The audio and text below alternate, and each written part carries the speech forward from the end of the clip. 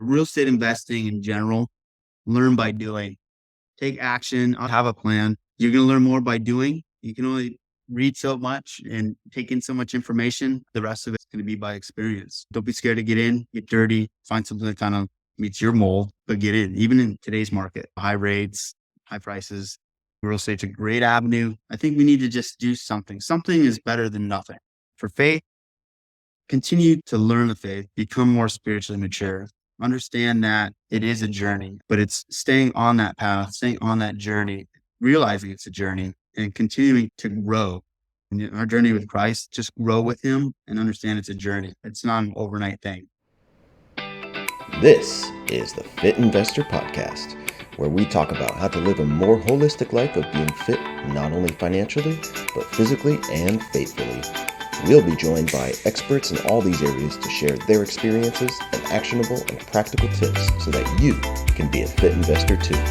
So now let's join our hosts, Cale Delaney, Wesley Whitehead, and Brenna Carls.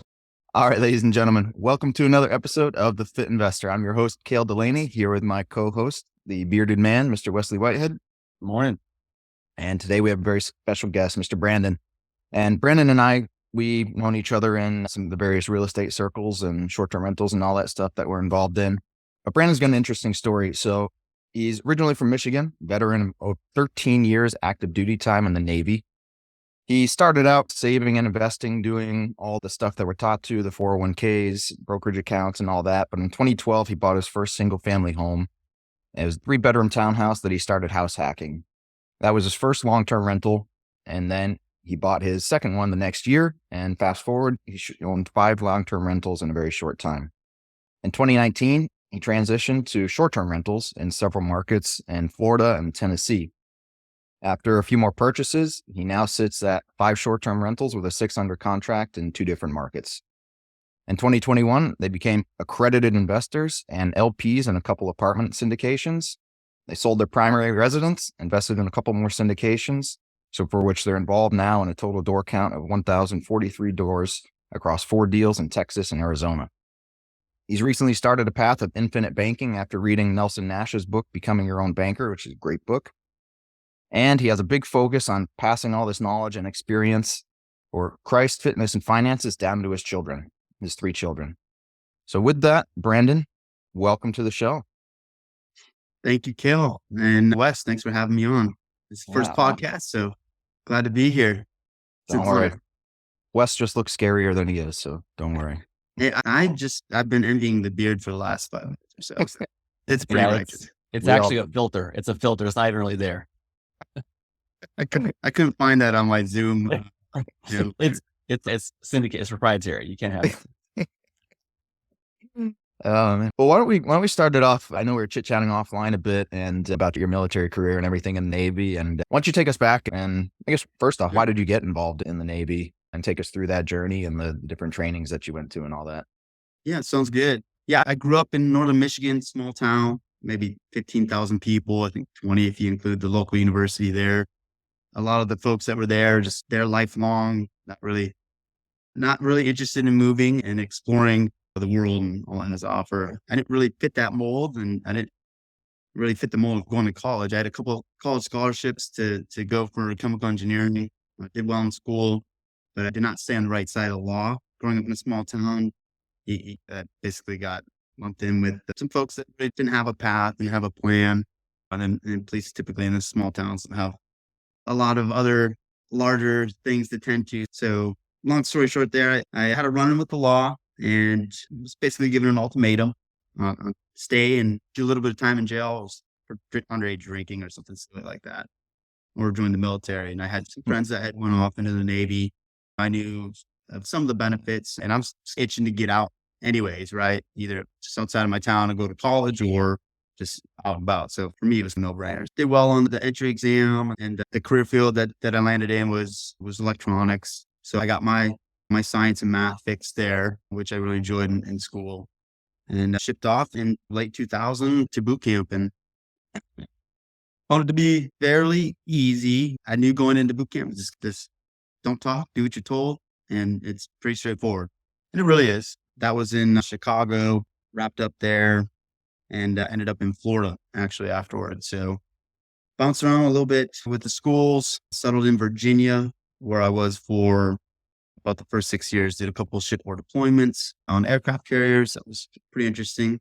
They literally are floating cities. They get for just 6,000 people on there. So that in of itself is pretty interesting.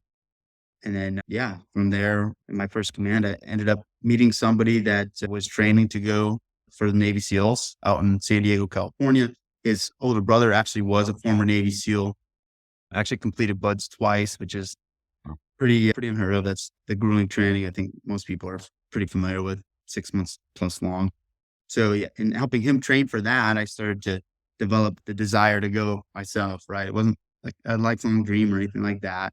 But I found success in what I was doing prior to that. It was very straightforward. I was advancing very quickly. I graduated top of my class, things of that nature, got accelerated advancement and stuff like that. So maybe at the time I was a little bit bored doing what I was doing, and the excitement of going off and doing that and being part of an elite community, which they are, was super alluring, right? So yeah, so I started training with him. He went off. He ended up not making it, and I ended up passing all the screening tests and stuff like that and getting orders ultimately to go out there. Ended up going out there, washed out in first phase, the first of 3 phases.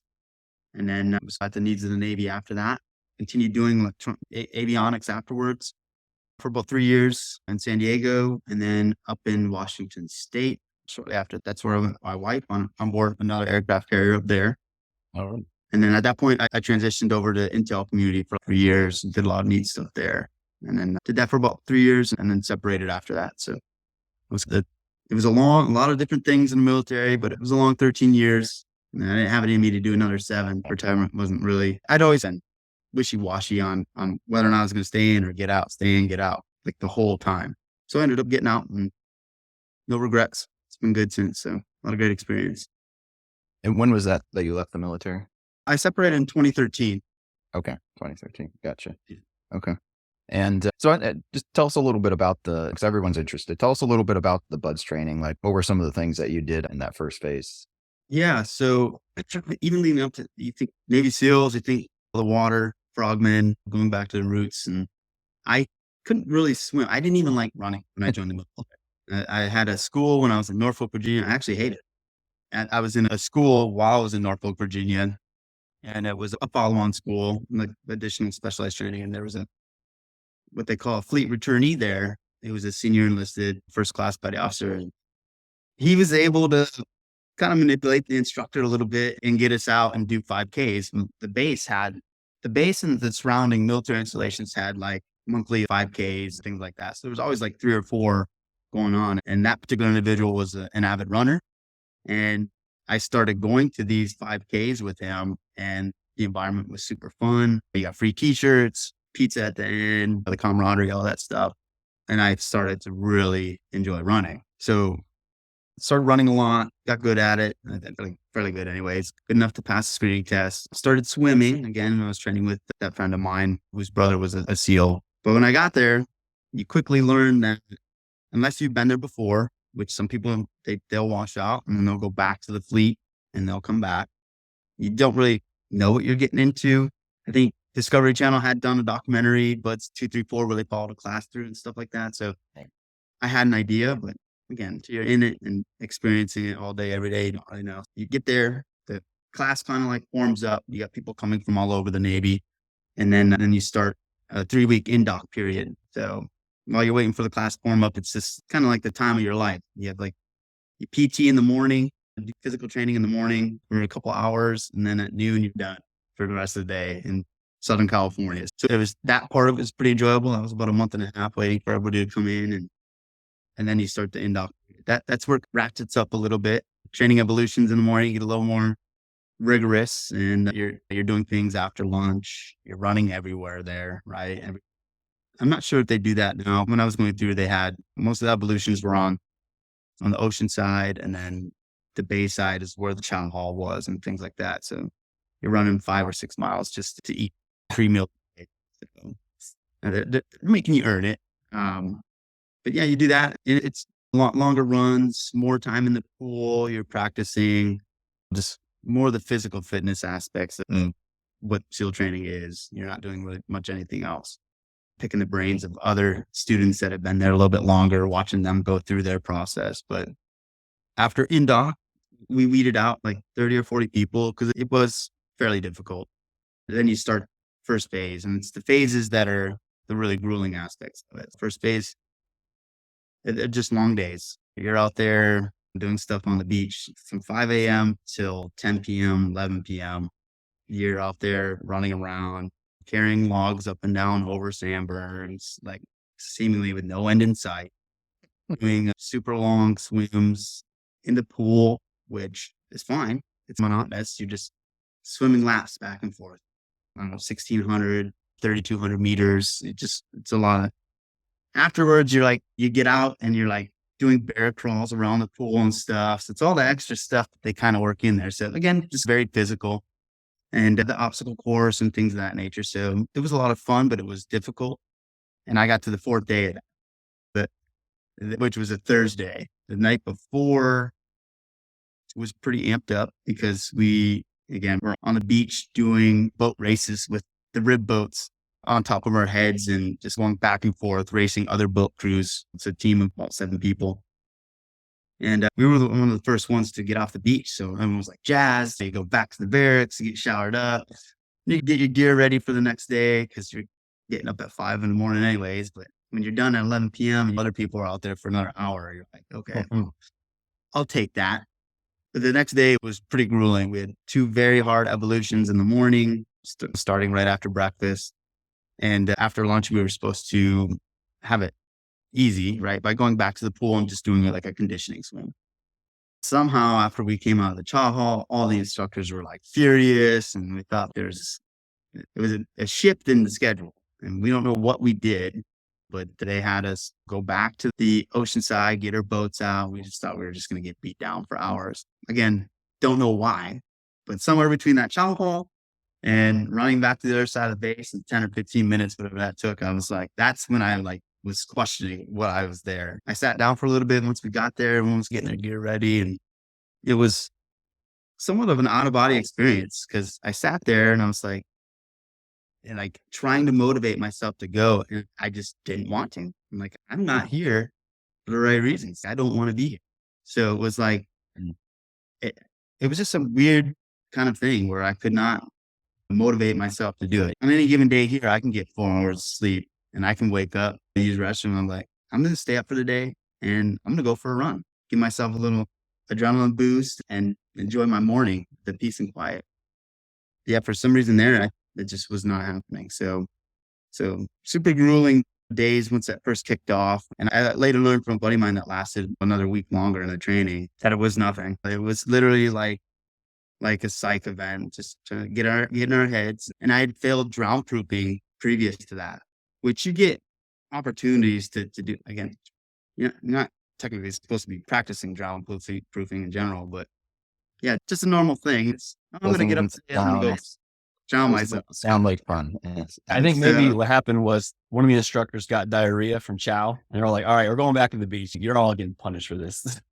Yeah, there was one time after first phase started, we were in a classroom, and it was after lunch. The instructors brought in trash bags, and I don't know if it was our food, there's other people in the chow hall eating and stuff, but they were screaming at us for not eating our food, for wasting food, and they literally dumped it on the table and had everyone come up and eat out of the garbage.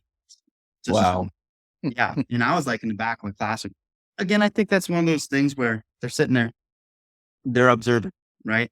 They're making notes on who's up there. And I remember sitting in the back of the classroom watching people jump over tables, throw chairs aside, and they're up there just stuffing their face with trash. And I just remember like slowly waking my way up there, like I was not Move to the back of the line there. Yeah, you first. You go first. I want to hear after you. Yeah, please do. No, I insist. Yeah, so it was a lot of little mental things there, definitely physical, but the process is there for a reason. So it was overall great experience, set the tone for the rest of my career, and I had some lifelong lessons taken from that. I think finding your limit in anything, right? Knowing where you are, what you want to do, what you don't want to do, what you can do, what you can't do. it's pretty important. And you don't waste calories doing things that you don't really want to do or you can't do, or you're better off doing things in lieu of that. How much you want to sacrifice into how much you want to gain. Yeah. Yeah. I think it was, you're familiar with Brandon Turner, but I think it was something that he said on a podcast recently. It was along that lines of, he was talking about fitness and all that stuff. And just that at this stage in his life, he's fine with not having a six pack because he doesn't want to make that sacrifice and put in that effort, but he accepts that and he understands the result is that he's not going to have that six pack. So it's just like with anything, whether it's business, finances, anything of that fitness, it's to be successful to whatever degree is going to require a corresponding degree of sacrifice. You don't do it, you don't get it. But just if you don't get it and you're okay with that, then there's nothing wrong with that. It's just understanding what your levels of commitment are ultimately and what you're willing to give. Yeah, to your point, like if you're doing something that you don't want to do, or it's just you're replacing that, right? It's essentially life opportunity cost.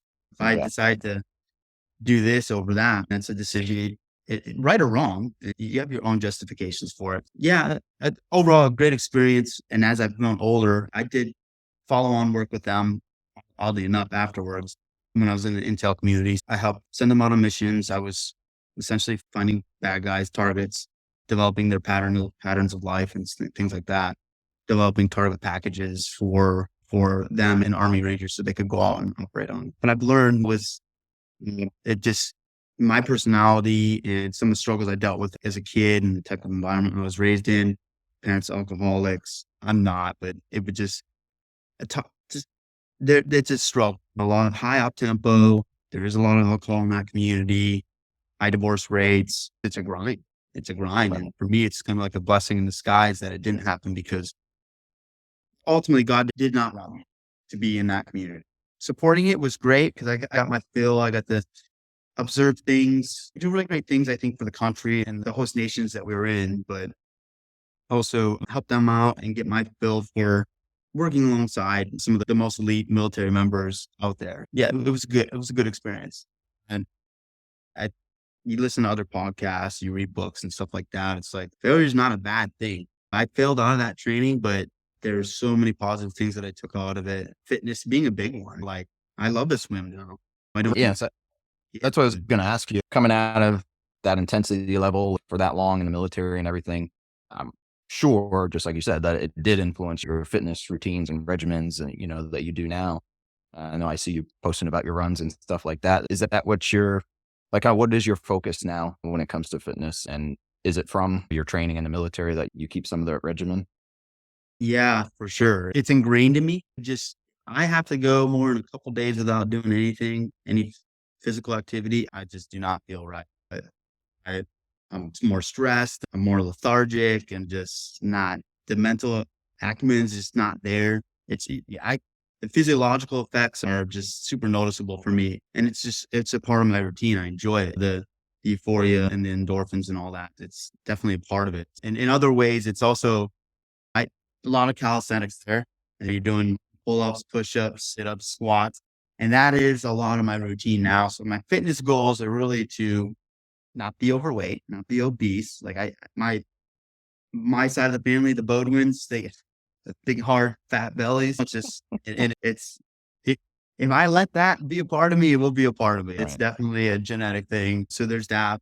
But really, I want to be around for my kids. My dad had mentioned that to me, I don't know, 15 years or so ago. But I have a younger brother who's autistic. He's on the low end of the spectrum, but he's a great kid. And my dad had made a comment about wanting to be more physically fit, do more physical activities. And he did some walking and stuff like that, but it tapered off. And it's a little hit or miss now. But that kind of stuck with me when he said that, because it is something that I really want to do. I want to be around, God willing, for my kids and their kids. I want to watch them grow. I don't want to be, like we were talking prior to this podcast or prior to the recording, that like my cousin's husband who just had a heart attack out of the blue. If the science shows that you can help thwart that or help mitigate the chances of something like that happening, I'm going to do it. Big part of it's just maintaining. Lately, I've been thinking of maybe committing to a long distance event, just because I did, even after Buds, I was doing a lot of 10 and 20Ks. I did a couple half marathons. The one full was enough, but oddly enough, like lately I've been thinking about signing up again to commit and then take action to get there. That particular event, someone got me to do it 2 months prior to it. And I think the longest one I did was like 14 miles or maybe 15. And I hit my wall at 18 miles and it was a rule at the end of it. So That's the thing. It's like we were talking about earlier about what are you willing to sacrifice and finding what you enjoy and stuff like that. To me, running a marathon sounds like the least enjoyable thing possible. And I have absolutely zero desire to do it. I've done the Spartan races and some of those other corresponding ones. And I did do a longer distance one, which ended up being like 15 miles. And I'm not a runner. I'm not a runner. And I didn't train or anything like that. And I didn't break any records, but I made it until I think it was like the last quarter mile before the finish. And like my quads just locked. Like my legs would not bend. Like they were seized. And I had to sit down and massage the blood out and everything until they would finally bend and hobble my way for the last quarter mile. And I was like, that's it. I don't need to do this again. This was not fun. it's all coming back to me now because that is a real thing. And I think a big part that I like is, again, it's literally 4+ hours of your life. And you're not great, man. I had a goal to do it under 4 hours.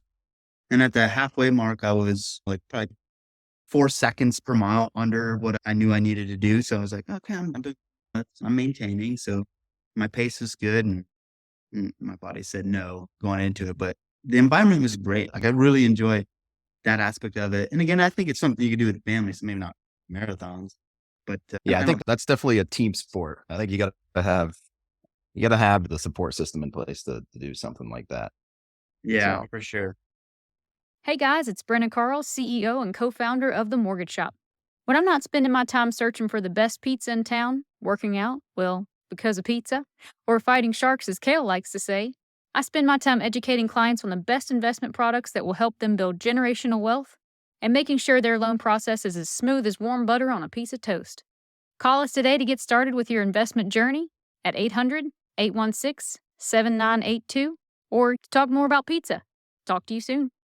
So what does your routine look like? Is it do you do the runs every day? Do you do any weightlifting or any other sports or anything like that? I'll do weightlifting. I do what my body feels like in the morning. Wake up.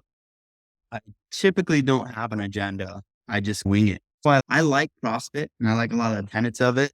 I think it's a little pricey, but I like the camaraderie and the results are there. You look at people that do CrossFit and all that and include diet as a part of that. But I would enjoy that, but I don't enjoy like having set schedules. And I know you can adjust it and do that, but I truly just wake up and I'm going to go run. It's nice out. It's early. The sun's coming up. I get to watch the sun come up and it's just literally that. Sometimes it'll be driven by what I've done the past few days. I do about 4 days a week on average. So I didn't do anything today because I was on a business trip up until last night, got home late last night, but I was able to work out both mornings there, kind of like incline training on a treadmill. So like a hill run in the hotel day before yesterday. And then yesterday I did do some weight training. I did a couple miles on the treadmill and then got the weights and did some weight training. So I'm a little sore because I don't do a whole lot.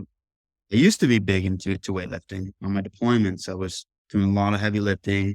This is pre-buds, pre-SEAL training. And I was big into the science and I enjoyed it. But again, when I went to SEAL training, it was less, I didn't want to be big and bulky at buds trying to do 20 pull-ups. I wanted to be lean and mean. So. Yeah. Well, I mean, that's a good system too. Frankly, it's nice to be able to wing it a little bit and not be necessarily attached to a certain regimen and just do what you feel like. I've heard other people say that's what they enjoy doing. There's pros and cons of both. Again, like you get a busy schedule, knowing what you're going to do. It's just, again, what are you giving up to do that? Right. You have your routines, which are great. You're getting results. You have goals and you're taking the incremental steps to get there, which it's awesome. I think my goal, what I'm doing, right, to support my goals is sufficient because my goal is really just to maintain. Like if I wanted to cut up or get stronger, would have to be a little more strict with how I approach that. And it goes in phases too, right? With your Sure. life. I mean, like I said, I was in a maintenance phase for several years, and it was only really recently, once I left the W-2 and everything and had a little bit more time on my hands, that I'm starting to up the intensity a little bit now. But yeah, I was just in that maintenance mode for a long time. Still doing a strict regimen, more or less, but just not to a super high level of intensity. And so yeah, it just comes and goes. It goes with the phases of your life as of what you got going on. And I was talking about phases of life and everything. So we touched on your military career, obviously. In your bio, we touched on some of the things that you got started on with real estate and all that. And that's what you're doing now. Why don't you tell us a little bit more about that? I know you started with the house hack and the long-term rentals, and what eventually made you transition over to short-term rentals? Boy, yeah. So after we'd accumulated the long-term rentals, I had good and bad experiences with that, right? A lot of things that you need to do or should do when owning and managing long-term rentals is it's a little bit different than how you would short-term rentals. Part of that is like on the long-term rental side, it's sourcing tenants, right? You want quality tenants in there, and that's challenging. I did the cardinal sin of renting to a family member. Got burned pretty bad. However, the intent was that the second property I bought, okay, so we mentioned the first property was a townhouse for myself, primary residence in Maryland, VA loan, 0 down. It was a great thing back in 2012. And shortly after that, I had another brother of mine who was trying to get his life back on track and was looking for housing. And I thought I'd kill 2 birds with 1 stone. And I bought a 4-bedroom, 2-bath, like 1,600 square foot house. It was a duplex, actually set up as a duplex in Northern Michigan for $48,000. Wow. Yeah, the number just sounds funny. And you can still get all sorts of properties up there for those prices, which is kind of bonkers. That's less than a new car. Yeah, I know. My truck is worth more than some of those houses. It's insane. And a lot of them are pretty old though. This house in particular was built in 1900. Yeah, I bought that house for him, and it did not go well the first go around. I actually converted from a duplex to a single family because he was trying to get custody of his kids back and trying to write his life. And so I thought I was doing the right thing, trying to help family out. And I got burned. And I got did the rehab after he moved out, and was able to do rehab on the property, get some other tenants in there for 3 or 4 years. And then I actually rented to him again when his life was back on. It was a much different experience. Okay. I was going to say you didn't learn, but Yeah. But I think when God's tugging on our heart, that's indication to jump. And then for me, it's like the risk when you're talking about a $400 a month note payment. Yeah. Even in the military, I was senior enlisted. I made decent money, but I was good with my finances, and I was cash flowing positive because I rented out my 2 empty rooms in Maryland. House hacking, but I wasn't worried about really carrying additional debt due to not having rent payments. But it was a good thing. And I think ultimately it would be forever grateful. So he ended up moving on from that property. I held it for another 7 years and made 20 when I sold it. It ended up being a good experience overall. Had the other long-term rentals, held them until 2019. I think what happened was when we moved from Southern California we had some funds. We'd offloaded a couple of the long-term rentals, one of which was in Northern Virginia. That was our best performing one with the longest tenant, great tenants for 6 or 7 years. Didn't really want to put that back into anything. Didn't know really what we were going to put it into.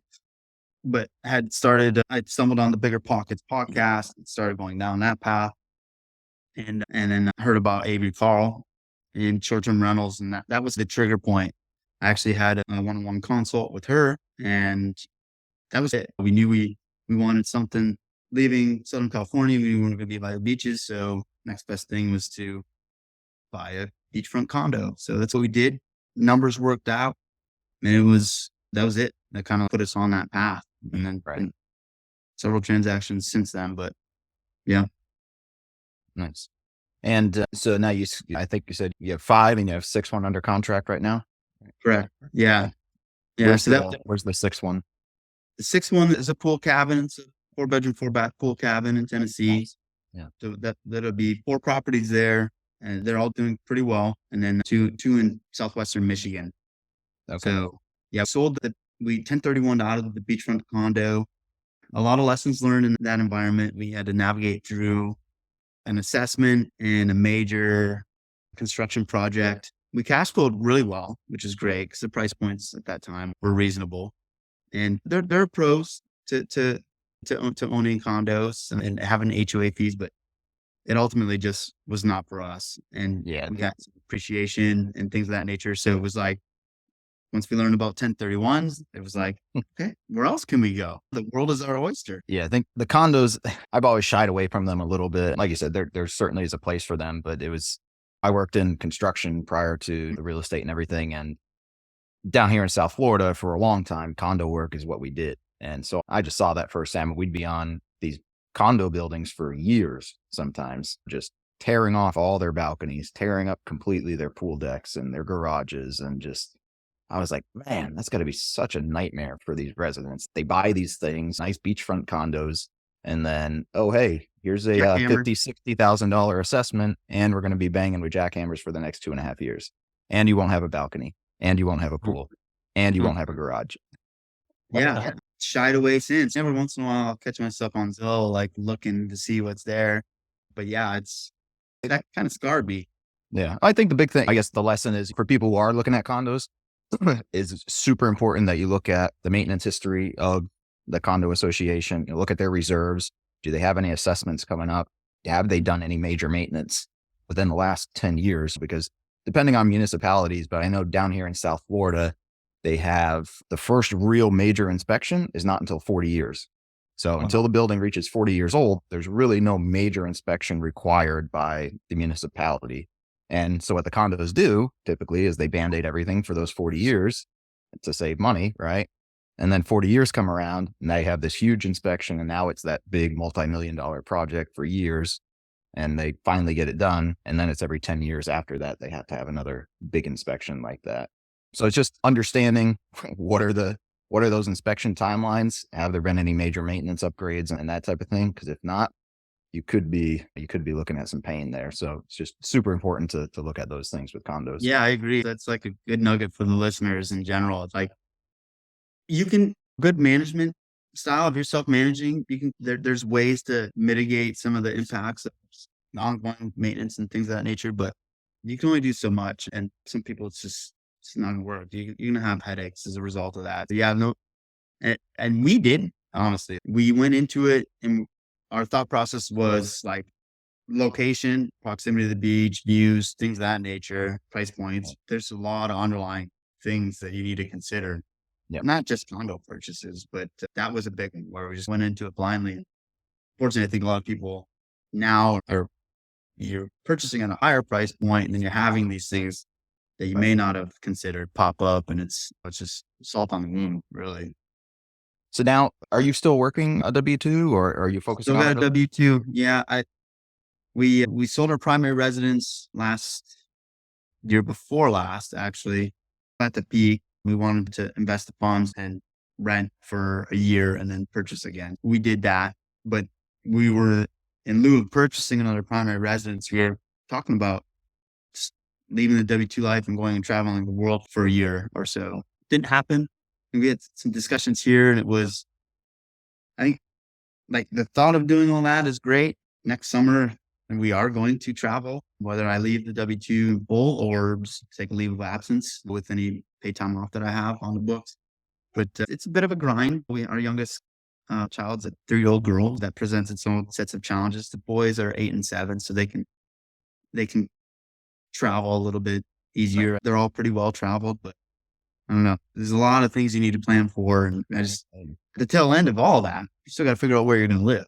Right. So for us, it was like, okay, we've rented in this community for a year now. If we go travel, we're going to need to come back to something. We started looking again and found something that we liked and ended up purchasing it. So that kind of delayed the departure from my W-2 job. We could pull chocks, as the military slang goes, and go travel the world if we wanted to, but it'd be within a budget, a pretty strict budget, delaying the gratification there for a little bit. And that's not a bad position to be in. right? No, none of that. If you have a job that you can tolerate or that you don't mind, I always say that to people too, is if you can stick with it for a while, then stick with it. It's only going to help further your ability to scale and grow your real estate a lot quicker. You might as well. Like I said, I stayed on with mine for another year and a half or a little over a year after I really became financially independent. And that's what helped me out a lot, really, and being able to continue scaling. Yeah, it's not a bad position. And just to know that you have that freedom, whether or not you choose to exercise it or not, is a good feeling as well. Yeah, I think it's good. When you're in these communities, you get into real estate investing or even spiritually, like you start going to church, you're exposed to other things that you're not aware of. And you're watching people, like in the case of the church, you're learning what spiritual maturity is and how there's help there if you need it. There's this, that, or the other. Same thing with real estate investing. You get in the right communities. And I'm watching people like you and others that have the part of the W-2 life and they seem to really enjoy it. So it helps me aspire to do stuff like that and set goals to get to that point. And it lets you know what's in the realm of possible too, again. So yeah, I'm looking forward to it. The last couple of weeks have been super reflective and really thinking about it. I do enjoy what I do at work, but I far and above enjoy being around my family. And it's really put a lot of thought into that lately. So the line in the sand has been drawn.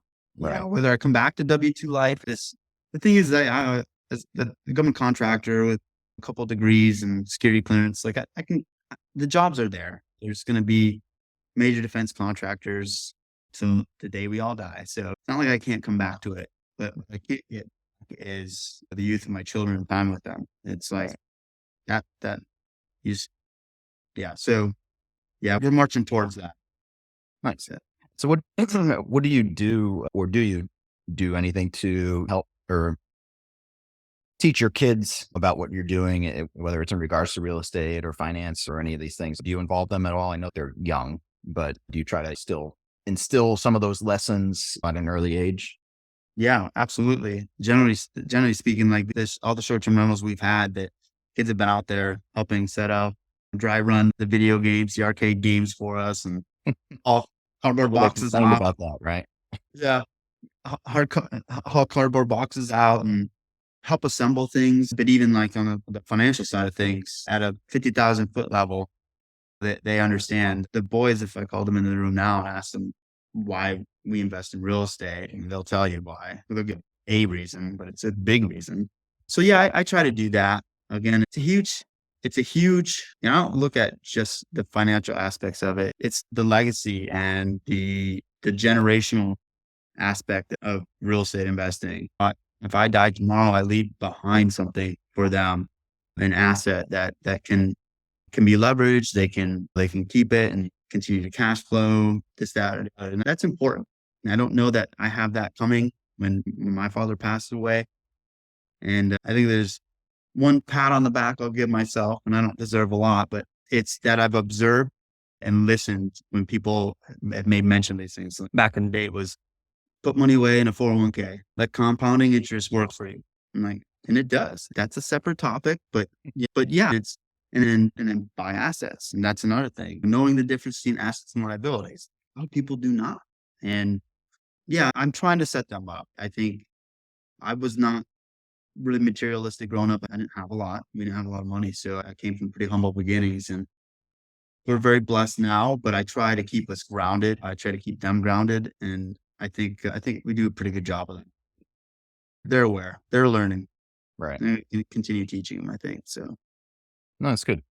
And I know you mentioned your faith throughout this conversation a bit. So why don't you take us back on your story of that? Because I know you said you grew up in, or you had some run-ins with the law and just hanging out with the wrong people and all that stuff before getting in the military. And so what was your upbringing like? Were you brought up in a Christian household, or how did you start on your faith journey? And take us through that. okay. Yeah, no, I was not brought up in a church household at all. I had one family member, my dad's sister, who is Christian. And what had happened was my father spent some time in jail. And I think just my brother and I ended up staying with my aunt, who at the time lived in Marquette, Michigan. And I'm not sure what my sister did. My sister, I have an older sister. She's 3 years older. I think she might have spent some time there with us as well. I'm not 100% certain, but my first real introduction into Christianity was through my aunt. And to this day, her and her husband are my spiritual leaders in that regard. But they had us going to church and getting involved. And I was probably 10 years old. And I actually have my certificate here. Tell you how old I was. She mailed it to me, certificate of baptism, 93. So I was 11 years old when I dedicated and asked Jesus to be my Lord and Savior. And after that, after my father got a job, I moved back home and just set it aside. My neighborhood primarily was made up of single parent families. That obviously presents its own sets of challenges, but we had a really tight group of friends and people that I'm still friends with to this day, but none of them were really going to church or anything like that. So I basically moved away from God. I became more agnostic along the way, and really just sin was just all over. It was a big part of my life for a long time, even throughout the military. And as God sets things, I ended up going back to Florida. We talked about that earlier. The second time I was in Florida, there was a family that was there. It was a fellow shipmate of mine, a sailor, a friend who I was initially stationed with in Norfolk, Virginia. And they were inviting me to the church, and the guy was a mentor to me within the Navy, but also he saw the lifestyle I was living, and it opened his house to me and things of that nature. And we became really close friends, separated for 7 years again. And God brought me back to Florida where he was now stationed. And typically, even where I was at in my career path, doesn't typically happen. Cross-rating, changing jobs from avionics to intel as a senior enlisted sailor. Typically doesn't even happen, but it happened. And so when I got there, we started hanging out again. They invited me to church. And the very first time I went to church, God was just speaking to me like it was just plain as day. And I just knew this is where everything was. I was in the moment. I was where I was supposed to be. And it wasn't because I wanted to be there. It's because God wanted me to be there. And that's when I rededicated and actually started living a Christian life, actually developing a relationship with Jesus. There were some other details in there that was like the perfect storm for all this. Met a woman there who was Christian as well. She just graduated school, and I thought she was going to be the woman I was going to marry. And it didn't happen that way. The girl I had met previously on my ship in Washington, who was now my wife, never thought I would see again ever. It all just converged together to where I was in a place that I didn't deserve to be, and I never thought I would be. And it's all because God had laid those steps out for me. Even being with my wife, where my heart was not prepared to be with her. I didn't know I'd be with her, but God had not prepared my heart for her. She would never have married the old me, I'll say. That's awesome. That's awesome. Yeah. Yeah. It's really neat. I share the same birthday with her dad, who'd passed away. I have not met him. He passed away shortly before we actually started dating. And then her uncle was now her dad, same birthday. So we all have the same birthdays. Okay. This is God's work here. Yeah. I like what you said there about you weren't ready when you first met her. And I think that just has so many carryovers into so many different parts of our lives, and why prayers may seem to be unanswered for a period of time, or something that we want to happen doesn't happen for a period of time. Things like that always take me back to the story of Joseph and his life, and all the years and years of challenges, but ultimately refinements that he ended up having to go through before he was ready to be able to take the position or the role that God had set up for him. So I just, or any number of, let's just say, I always try to fall back to that whenever there's things that, are not happening that I'm wanting to happen, or just at a different pace than I'm wanting to happen, or that type of thing. Yeah. Maybe it's me that's not ready at this period, and maybe God's working to get me there, or maybe there's a different path ultimately that's going to be better that he has laid out. I think instead of getting discouraged when maybe we have unanswered prayers, I think that's when we need to cling to God the more and really look towards perseverance versus discouragement. Yeah. And just opening up our heart and our ears and eyes, right? And actually just, okay, so if I have that feeling to where I don't think my prayers are being answered, then what is it, God, that you want for me? Where am I going? Where are you directing me to go? It's a different point of reflection. You're not reflecting on things that you want or how you might answer them. We're not God. We don't have that. We have free will. That's a separate thing. It's what is his plan for us? And that's something, as I become more spiritually mature, like that's a big thing. Has a bunch of other great tenets to it.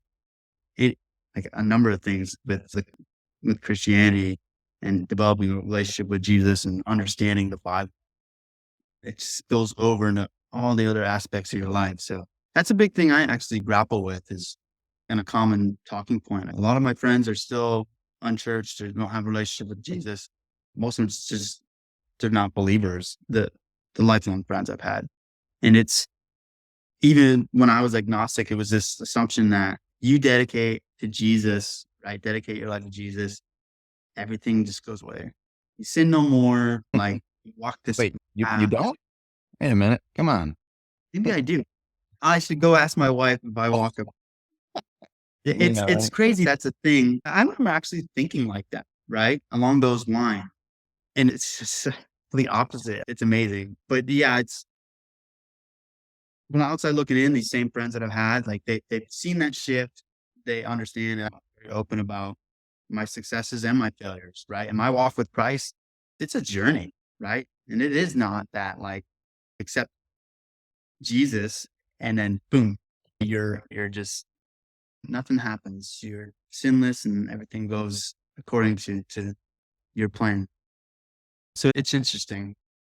But yeah, I don't know, that after rededicating, that's a long journey.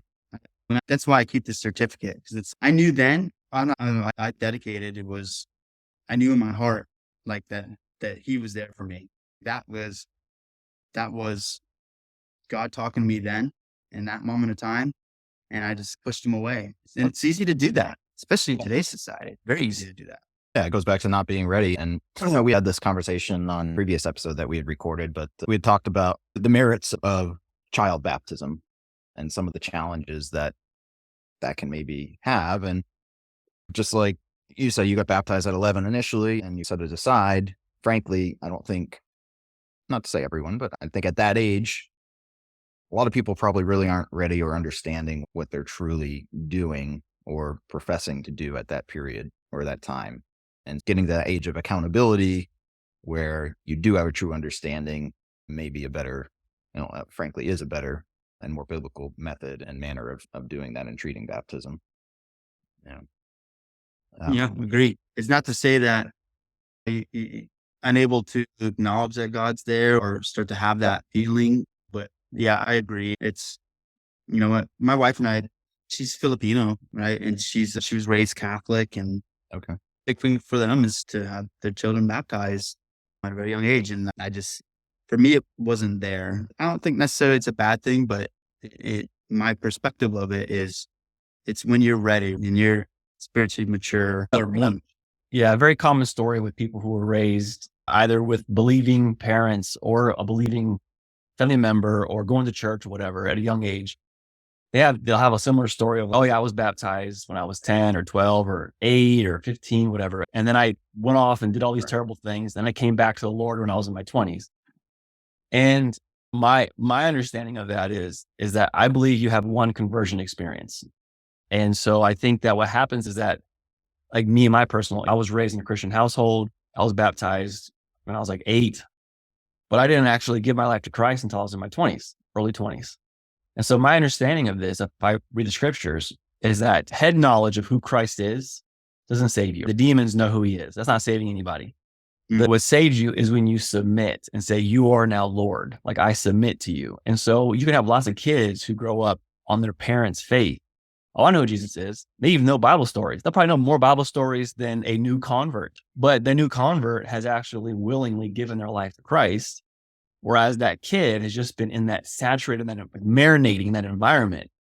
And one of the biggest, I think, dangers is a false sense of security. Is those churched kids thinking, "Oh, we're good. I'm good." It's Yeah. no, not. Is Christ your Lord and Savior? Have you submitted to Him? And I think that's why I agree with you, Cale, that I think baptism is believe and be baptized. That's the order Scripture gives.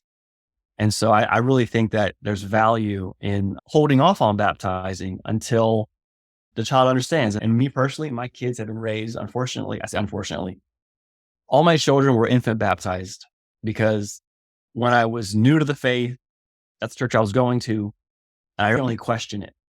But now if I could do it all over again, I would have baptized none of them and let them, after making a profession of Christ, after they understand what it is, ask them, like, what is the gospel? And you ask most Christians, what's the gospel?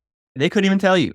Right. Jesus died on the cross. Why is that good news? What does that even mean? Okay, so you're acknowledging historical facts. Okay, Caesar was assassinated. Okay, what does that mean? What does that mean? They couldn't tell you. And so with my kids, I asked my daughter, who she just turned 12, I ask her all the time, I'm like, so tell me the gospel. What's the bad news? What's the good news? Explain it to me. And then she stumbles through it, and I don't belittle her. I let her give her thoughts. I ask my 8-year-old, what does Christianity mean to you? And get her take on it. And it's good because it forces them to think their way through it. And then hopefully there comes a time when, I mean, they'll all say they're Christians now. None of them are rejecting the faith. But me personally, as the dad, I'm like, I wonder how many of them are just imitating, which is okay. Nothing's wrong with that. But I want to know when they've converted. I want to know when they really feel a sense of conviction of the Holy Spirit, where they really feel inadequate. Anyway, that's all 2 cents. Yeah. That's all great information. Having listened to a couple of these podcasts, Wes, it's obviously where you're at in your journey. You have a firm understanding of what your relationship is and the whole story behind it. I'm going through what you just mentioned with my oldest. He actually asked to be baptized recently, and I have reservations about it for the same reasons that you mentioned. Is it like, is he ready for that step? Does he know why he's doing it? And he sees people getting baptized, and I think, to your point, he knows the high level that Jesus died on the cross and things of that nature. But as an 8-year-old, he just almost died. He's not there. So I think, again, it's something that I might hold off on and talk him through it. I think It's that's a hard the key. decision to make as a parent, 100%. Yeah, talking him through it though, you made a good point. That's something that real estate investing, like, we do have conversations about Jesus a fair amount actually, but in the critical sense, like actually stepping through a lot of the details, like you mentioned, like talking about the gospel, it's like we really haven't. And I think to some extent, you rely on some of that, the church to be doing that in their Sunday schools. But the reality is, it's like you should have those same critical conversations. If I can do it with real estate investing, I dang sure can do it about eternal life. And that's a good point. And biblically, sorry, real quick, Cale, biblically, and Cale, I'm probably going to say this.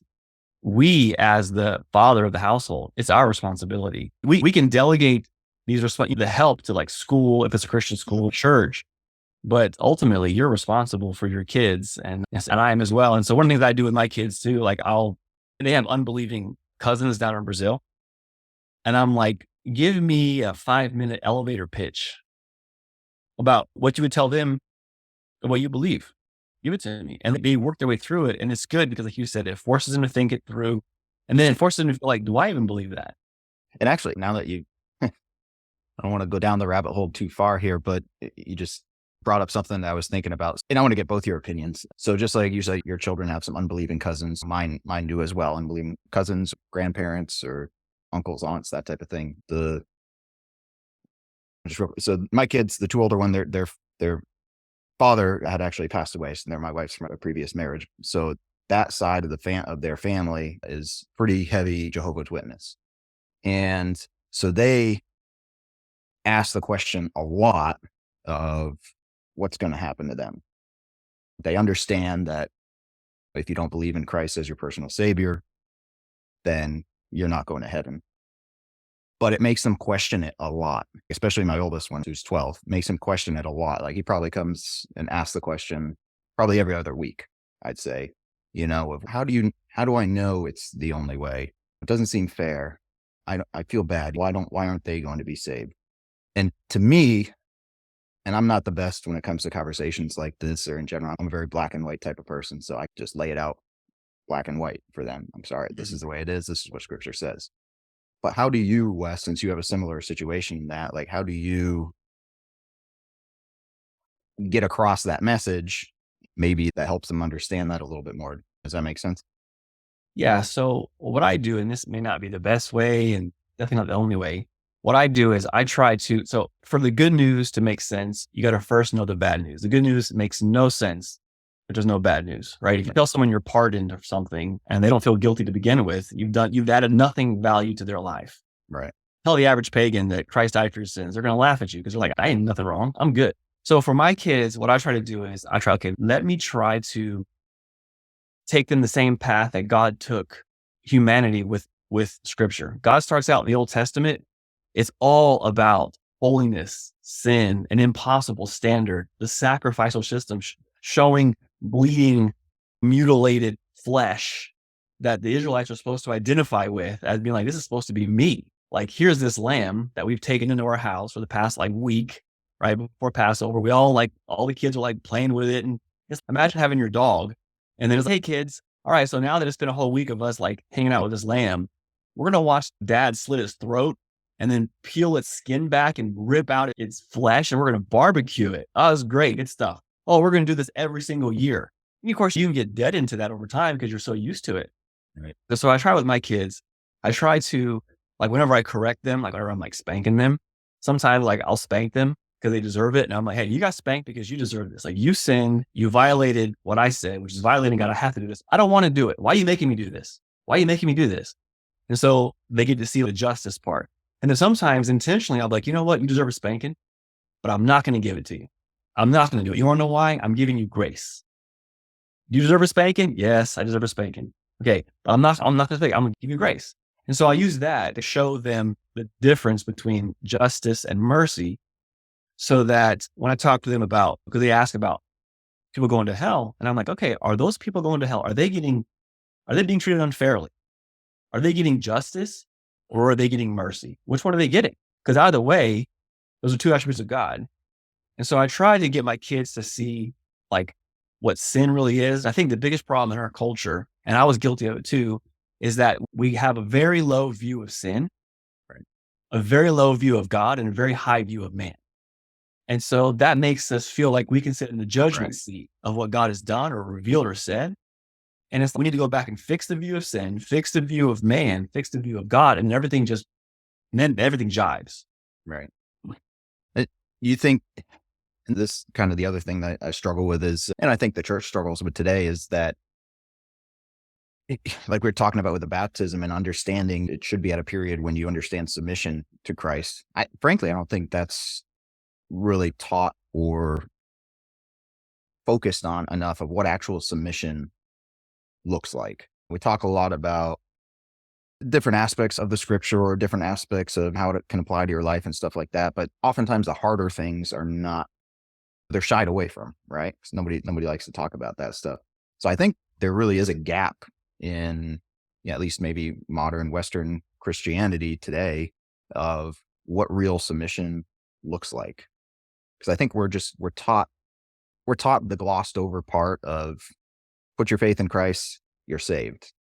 And you can set it and forget it almost. Yeah, it's also because our culture, especially in the West and America in particular, we're a culture of autonomy, self-reliance, personal freedom. So we can't even grasp the concept of a theocracy or a king, like King Jesus, right? Or Jesus references believers as being like slaves. Like, you're no longer a slave to sin. You've been set free. And I'm not free. I'm not autonomous. I'm free from one slave master to the next slave master. It's just that Christ is a good slave master. And he says, take up my burden is light. We're like, oh, Jesus, thanks for setting me free from my evil taskmaster. And now I'm like an autonomous being. And he's no, you were bought. You don't own yourself. But because we have this culture For one, we have a bad taste in our mouth because of slavery in our past, and we're Americans. Like, we're free, man. Like, we don't like that. We don't talk about that. And if you don't recognize what it means, because it's not culture. If you, that's why, like, in early Rome, Christianity took off so well, is because it was a culture society that was like 90% slaves. Right. They got it. Okay, I get this. Whereas, good luck today. Yeah. So I don't know, that was my rabbit hole there. No, it's a great points all around. So I really enjoy Wes's perspective. That's what I've enjoyed about this podcast in general, is that he definitely gives some interesting thought pieces, and it's relationship. It's relational. Like, back to your point about grace and mercy, like using that as an example, that's, I think, a great tool, because you contrast that with the overarching aspect of Christianity. And as a father, the love that you have for your kids, despite spanking them or putting them in timeout or sending them to bed early, they don't question, generally speaking, they don't question your love for them. The next day, it's a new day. You're playing with them, you're feeding them, you're doing this, that, and the other. They know love. So exposing to them those tools and pointing it out, because in their head it's just, I'm being punished. Like, they probably would know they screwed up, but elevating that difference, right, and highlighting what that example really is, contrasted with the fact that the love of you as a father, it's the same thing. It's the same thing that Jesus gives us, right? Like, I don't question the love of Jesus as Lord, right? But he also exhibits those. He is just. God is just, right? So there's things that may happen to me or my kids that I don't think are fair, right? What kid doesn't think things aren't fair and they're not getting their way? But it happens to adults too, and it's there. And as parents, I think it's great to be able to set that example. So I'm definitely taking that away from this podcast. Is, again, trying to get them to think more critically about what they're professing or what they want to profess and what they're learning in church, or observing their parents doing as a Christian, as a believer. Just reinforces it, right? Along with some of the other critical discussions that you can have. Yeah, I think that's a good point. And something that I think about, I think I try to remind myself of, and I do this imperfectly because a lot of times I'll burst in anger with my kids, and I hate that. But our kids are supposed to learn attributes of God from us, so that God is not foreign to them. If we are over too much on the justice side with no mercy, or too much on the mercy side without discipline and justice, they're going to grow up with a very skewed view of God. And then when they read scripture or hear about him, he's going to seem foreign. We want our kids to grow up where God is very familiar to them. Oh, my dad or my mom was trying to emulate Christ with me, so now I get it. And then you've now set them up to be good parents. And it continues on down the line. And we live in a society where Christian parents are guilty of this. They'll neglect parenting, or they'll raise their kids with like pop psychology, right? And then their kids are so screwed up when they grow up, and then God is foreign to them. They hate God, or they reject him, or they disbelieve in him, or they'll read scripture and be like, I don't want to deal with that. And it's like, whoa, that's sad, because then my whole time parenting them has been basically giving them a false God, false image of God. Yeah. Now that I'm fully convicted, why don't we let's get to the wrap up question. All right. This is why I don't talk very much. I'm not allowed to talk. Kel says you can't talk. You're a great listener, Wes. Yeah. It's like, I see some of the roles here within the podcast, and you definitely give a lot of valuable insight. So I appreciate it. Like I said, it definitely, again, it's like part of that community-wide podcast like this is great. I'm grateful for you starting it up, Kale, because there's a lot to take away from it. There's a lot of positive in it. The comment was already made. There's just, you don't have the absence of God is in society. Had bad things happen, and you need more avenues like this, more environments like this to really help shape it. Not to go down another rabbit hole, but in general, people think that it's kind of like the misconception about wealth, right? Wealth accumulation. That's not necessarily a bad thing, right? You can be a Christian and you can still generate as much wealth as you want. It's what you do with it, right? And it's the love of money, right? You're making that or basically you're idolizing it, right?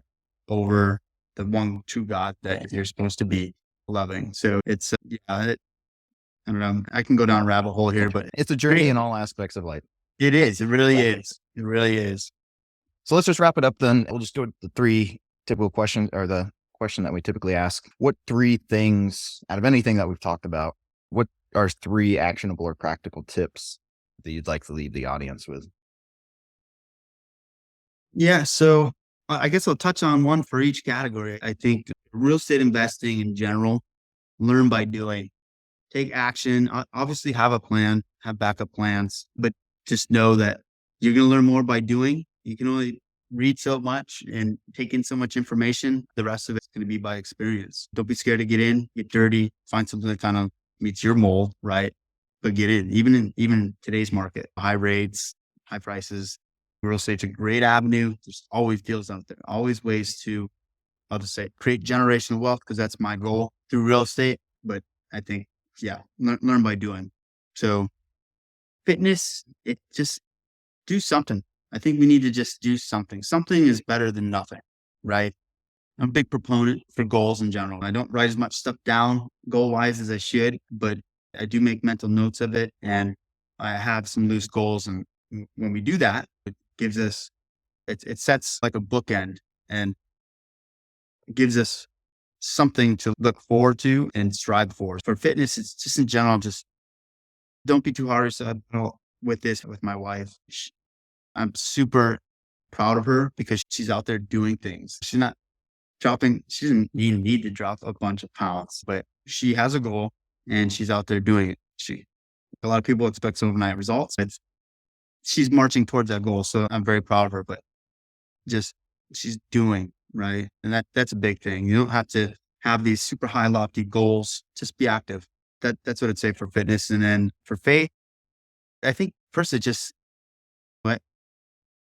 I think we need to, as Christians, I'll speak for myself here,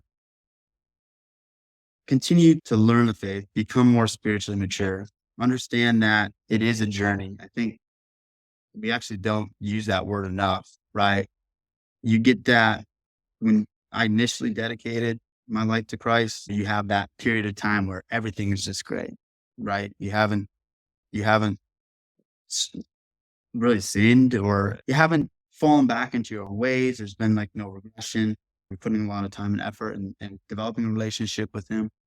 But for me personally, that's wand in some ways. It's up and down, kind of like your point to fitness, right, Kale? But it's staying on that path, staying on that journey, realizing it's a journey and continuing to grow.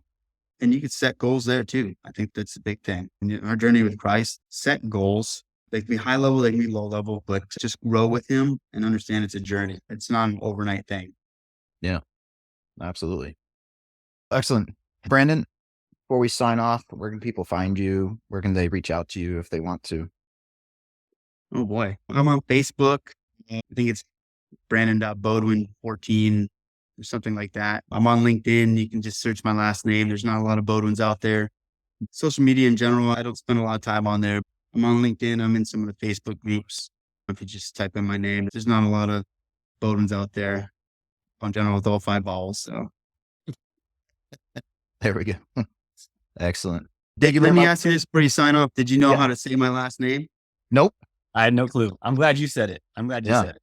And I forgot to ask you before we recorded. So No worries. It's all good. Beaudoin. Yeah. I've heard every variation of it. thank you very much, Brandon. Really appreciate you coming on and sharing your story and everything. A lot of great stuff. And we look forward to you guys next week. Yeah. So stay inspiring. tuned. Thank you. Hey, thanks. Thanks, guys. Appreciate the time. Take care. All Take right. care.